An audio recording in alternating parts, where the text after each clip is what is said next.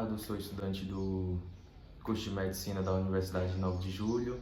Estou fazendo um vídeo sobre as síndromes cerebrovasculares e, diante desse tema, vou abordar algumas questões importantes, como a diferença de um AVC isquêmico e hemorrágico.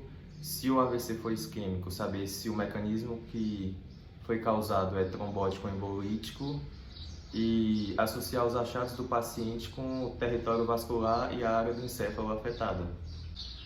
Dessa forma, independente do tipo de AVC que o paciente venha apresentar, o mesmo pode vir a apresentar alguns déficits neurológicos súbitos, como dificuldade de fala, perda visual, cefaleia, tontura ou vertigem. E sendo assim, a partir disso, alguns países fizeram um algoritmo juntando os sinais e sintomas, que é o FAST, que incluem as iniciais das palavras Face, Arm, Speech, Time, onde a presença de um ou mais sintomas estaria presente em até 88% dos AVCs e também no ataque isquêmico transitório. Então, quanto ao tipo de AVC, o AVC isquêmico é causado pela falta de sangue em algum local do encéfalo. Essa falta de sangue se inicia com uma perfusão central muito baixa e, na maioria das vezes, evolui para uma morte celular irreversível. E ao redor dessa cerne de perfusão central muito baixa se encontram células metabolicamente comprometidas, que podem ainda ser células viáveis a depender da restauração do fluxo sanguíneo e de quanto tempo elas passaram em isquemia.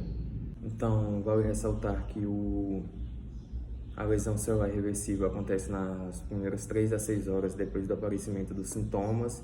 Dessa forma, as abordagens terapêuticas visam atuar nas primeiras 3 horas, buscando melhores desfechos. Então, o AVC hemorrágico é aquele que ocorre quando um vaso, seja ele artéria ou veia, rompe dentro do cérebro, provocando extravasamento de sangue e causando edema, inchaço daquela região onde ocorreu o extravasamento, sendo que o AVC por ruptura de aneurisma é o mais severo e o AVC provocado pelo aumento da pressão intracraniana é o mais comum. Então, para a gente saber qual área do encéfalo foi acometida, qual território vascular foi acometido, a gente deve prestar atenção nas manifestações clínicas que o paciente vier a apresentar, ou seja, os sinais e sintomas do paciente. Por exemplo, um paciente que vier com uma queixa de fraqueza no membro contralateral, significa que a artéria cerebral anterior desse paciente foi acometida.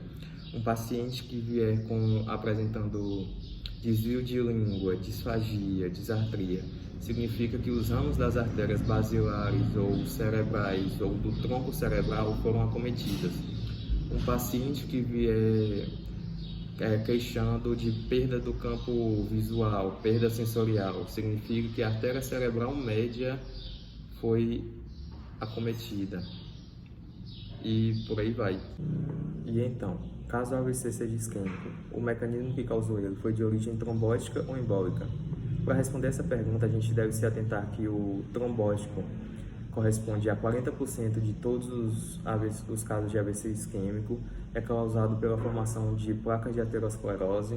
Dessa forma, dentro das artérias cerebrais dos seus ramos, a formação de trombos ou coágulos, o que vai originar isquemia ou infarto daquela região. Já o AVC causado por mecanismos embólicos corresponde a apenas 30%, um pouco menos em relação ao trombótico, e é causado por êmbolos cerebrais.